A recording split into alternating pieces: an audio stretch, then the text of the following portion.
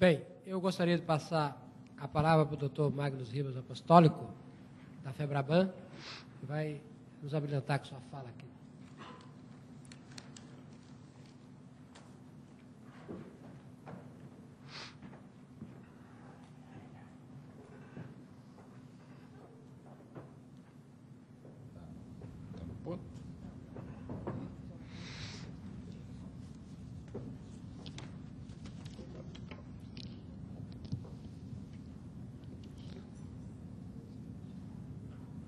Bem, enquanto posiciona, eu queria agradecer ao Dr. Luiz Alberto Garcia pelo convite.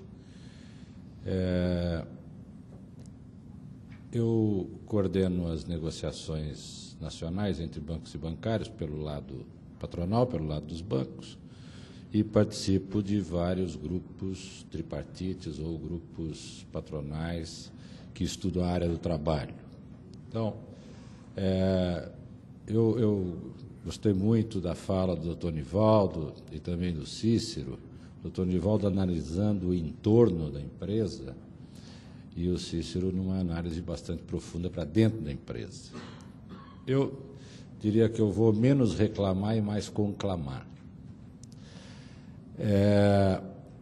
Mas ainda na área dos filósofos, doutor Nivaldo, nós devemos ter bastante atenção com um filósofo socialista que tem vindo com muita frequência ao Brasil, chama-se Antonio Negri, é um italiano que vive na França, esteve envolvido na morte do Aldo Moro.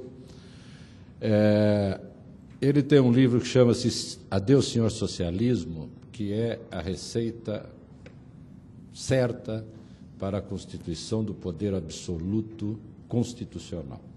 Ou seja, como atingir o poder absoluto sem fazer revolução e sem rasgar a Constituição. E é assustador. E tem um capítulo especial sobre o Brasil. Então, e ele tem vindo muito, portanto, contemporâneo, diferente de Gramsci, né, que deixou uma obra preocupante, ele é contemporâneo e continua influenciando os países da América Latina. Muito bem.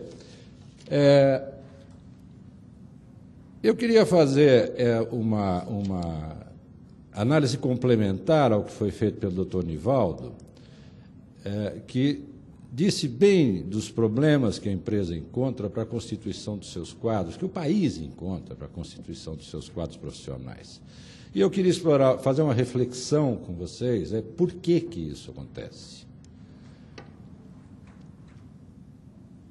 E vou falar da minha especialidade, que é o cenário trabalhista, e, obviamente, que envolve a questão qualificação profissional e educação. Muito bem, em primeiro lugar, depois de poucos anos de crescimento um pouco mais sólido, que são aí os últimos 3 anos, nós já nos deparamos com com a falta de mão de obra qualificada e a constatação aqui, acho que não resta nenhuma dúvida, é a má qualidade da nossa educação e a má qualidade da qualificação profissional ou a falta de escolas técnicas. Por mais que a gente tente fazer por dentro da empresa, eu quero deixar uma questão para nós pensarmos um pouquinho. Qual é o papel da liderança empresarial para obter uma mudança significativa nesta situação do país? Só fazer por dentro? Substituir o Estado? Ou influenciar o Estado? Falar, propor, participar, gritar. Porque o Estado, se nós estivermos à espera do Estado, nós vamos levar 3, 4, 5 gerações se começar a funcionar agora. Se começar a mudar agora. E não tem nenhum sinal que esteja mudando. Então, as lideranças empresariais, em todos esses contatos que nós temos, tudo que eu estou dizendo aqui, eu tenho falado muito para os empresários onde eu os encontro.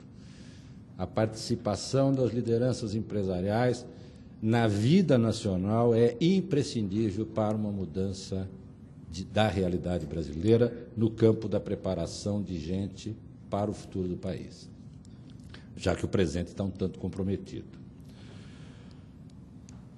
O segundo ponto é a influência da organização sindical, das organizações sindicais, no Estado. A máquina está aparelhada.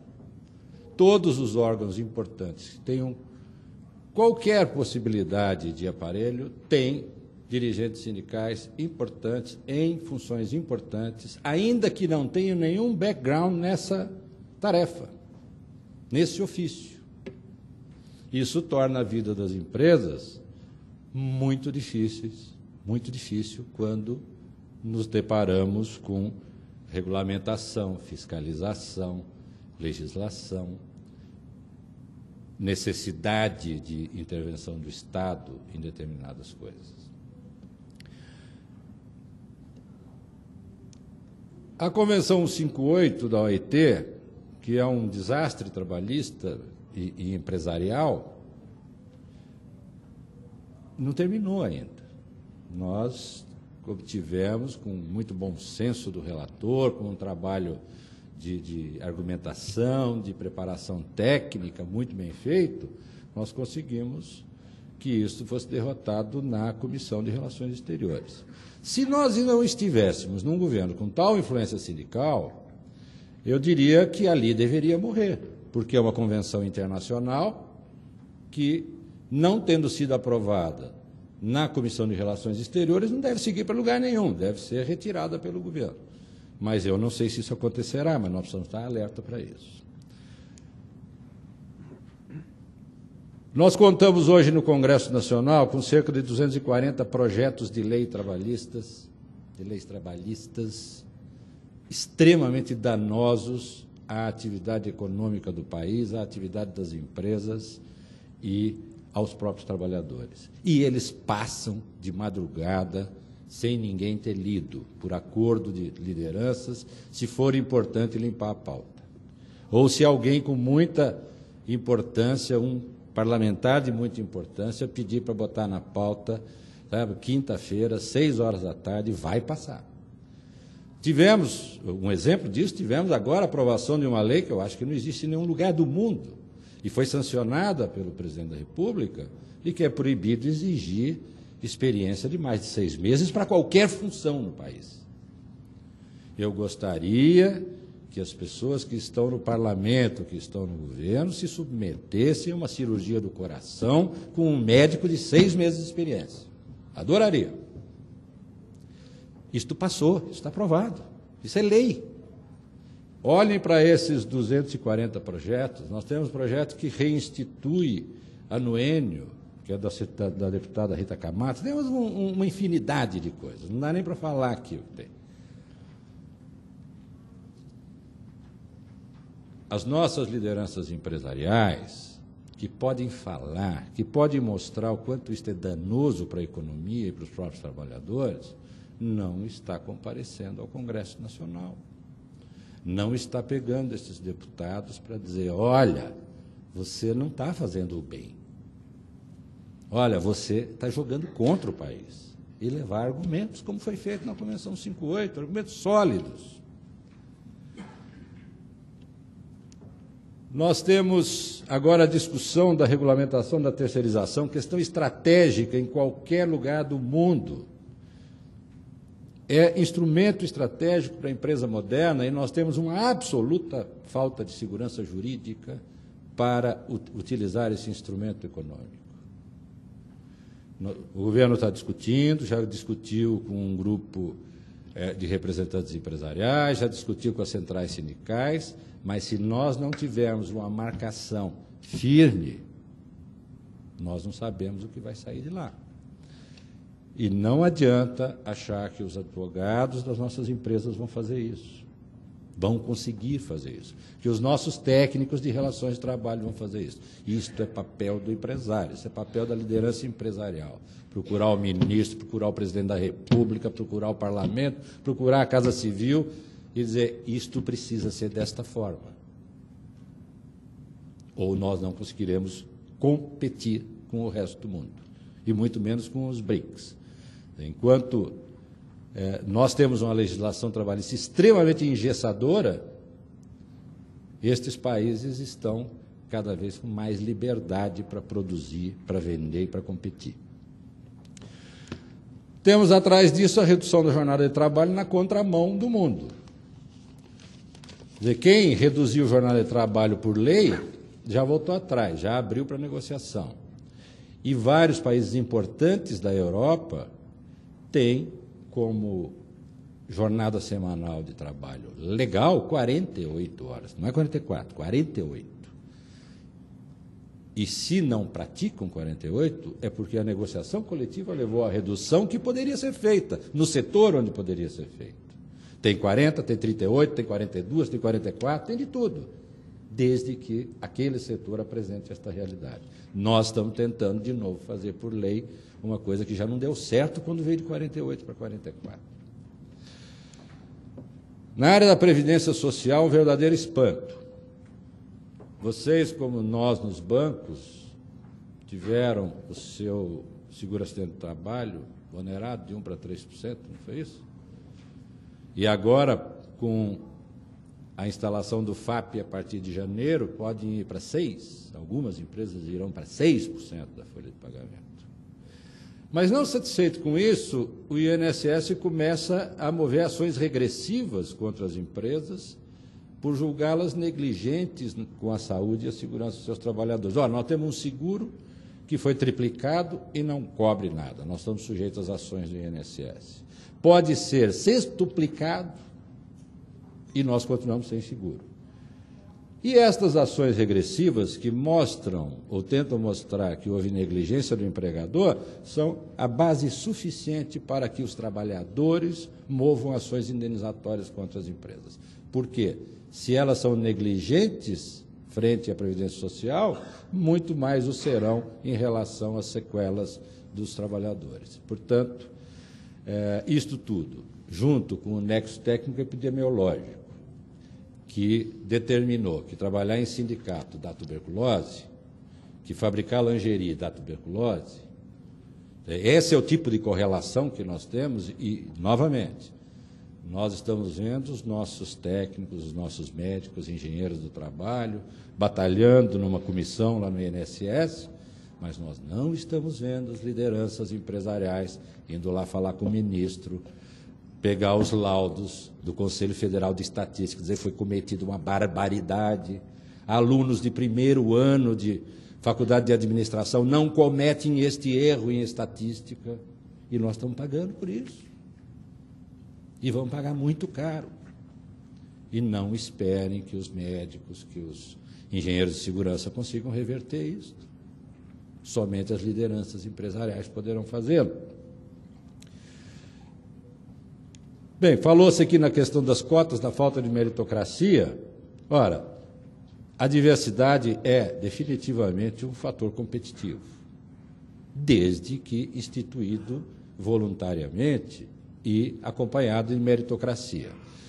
Eu lembro sempre o presidente da FEBRABAN, o Fábio Barbosa, ele diz assim: o nosso papel é dar oportunidades iguais a todos. O que cada um vai fazer com a sua oportunidade não é problema nosso.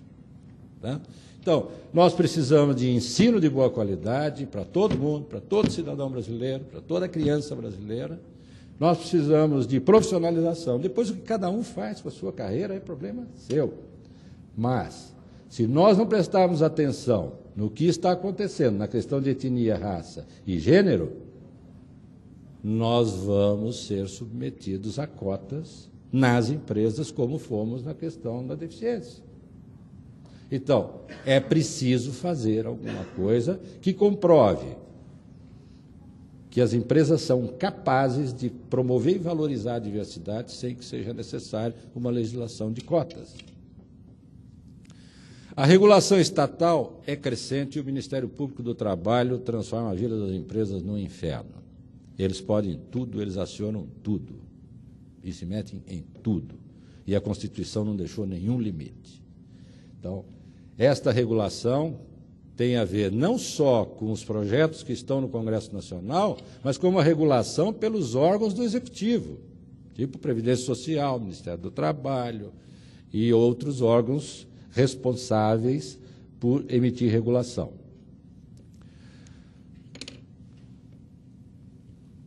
Opa! Não tinha passado.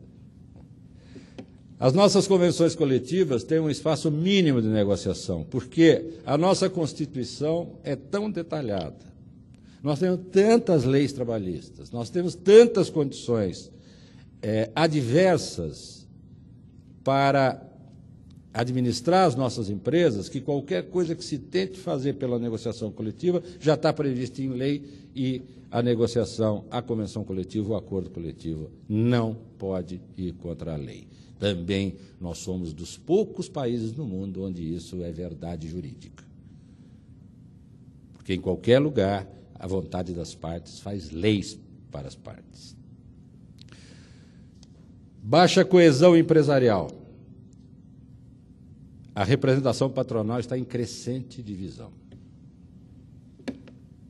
Eu tenho percebido isso, porque como eu atuo em vários grupos, eu vejo a cada dia surgir novas representações, que são subdivisões de representações fortes pré-existentes e que clamam por seu lugar ao sol, mas nós não estamos percebendo que, desta forma, em lugar de nós nos juntarmos, de nós sermos coesos, nós atuarmos na mesma direção, nós começamos a disputar, dentro da nossa própria representação, quem é que vai prevalecer naquela cadeira da comissão tripartite ou do conselho tripartite ligado ao governo. E já entramos divididos. Tudo bem. Essa é uma análise para fora da empresa. Estou terminando, viu? Eu gostaria de deixar 3 perguntas.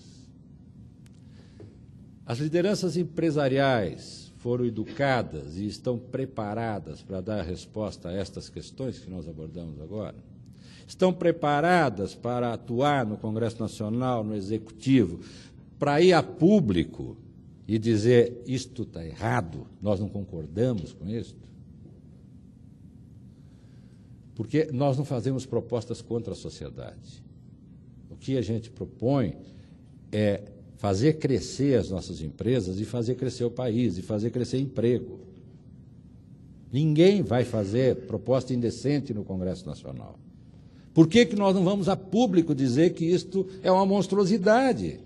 O que está tramitando no Congresso Nacional, as normas que são elaboradas, particularmente na Previdência Social, são uma monstruosidade contra o emprego, não é contra empresas. Mas nós não vamos a público dizer isso. Nós não vamos lá batalhar, nós não vamos lá sentar com o nosso novo ministro, José Pimentel, né, e mostrar para ele que caminho que a Previdência está.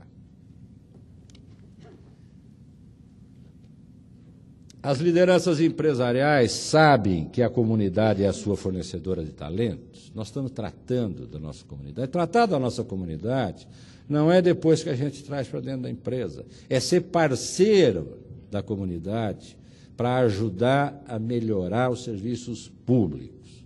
Não é substituir o Estado. É exigir, junto com a comunidade, nós temos voz, nós temos capacidade, nós temos mobilidade, nós temos conhecimento, para nos juntarmos à comunidade e dizer isso está errado, o serviço público precisa ser melhorado. E, finalmente, a quem cabe o papel de influenciar o Estado para assegurar a competitividade da empresa? De novo, não serão os advogados, não serão os técnicos, que têm função importante, são muito competentes, mas, neste momento, é só a liderança empresarial que é capaz de fazer isso. Botar a cara em público e botar a voz para o país ouvir.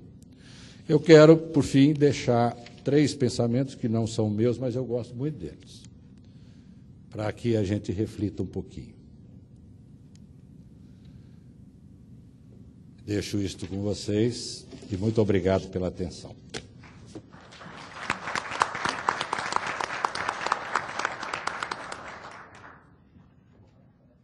Doutor Magnus, eu quero aproveitar a minha condição aqui de coordenador para fazer um pequeno parêntese à sua fala. Primeiro, lhe agradecer grandemente pelo profundo conteúdo que nos brindou aqui. Segundo, por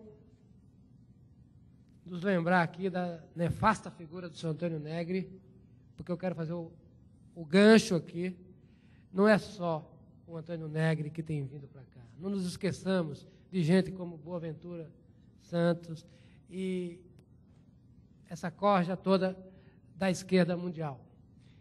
Eu preferia abordar esse assunto na parte da tarde, mas eu quero aproveitar a sua fecunda fala para dizer o seguinte: o Brasil, é preciso que se diga, está em marcha avançada de revolução. E nós não podemos nos enganar. Digo, nós estamos nessa sala.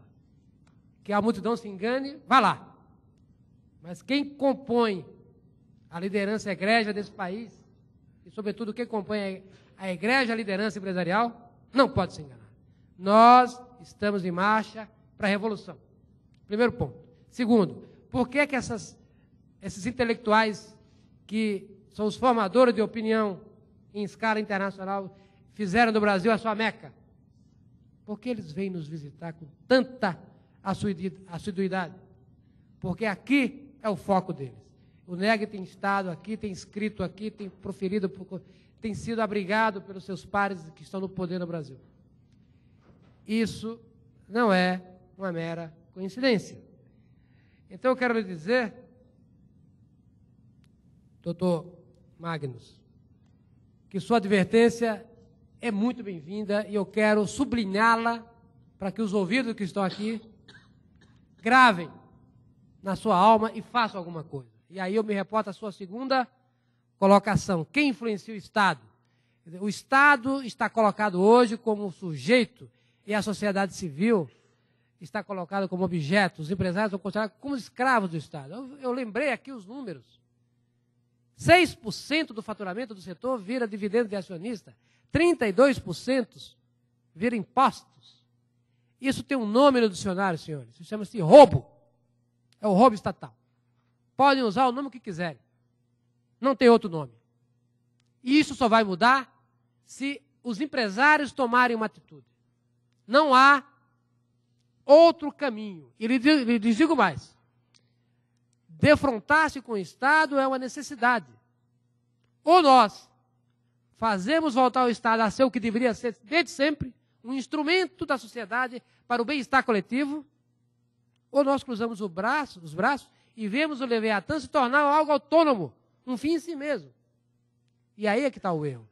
Então, por tornar-se esse fim em si mesmo, é que nós já assistimos de braços cruzados, mas às vezes sem termos o que fazer.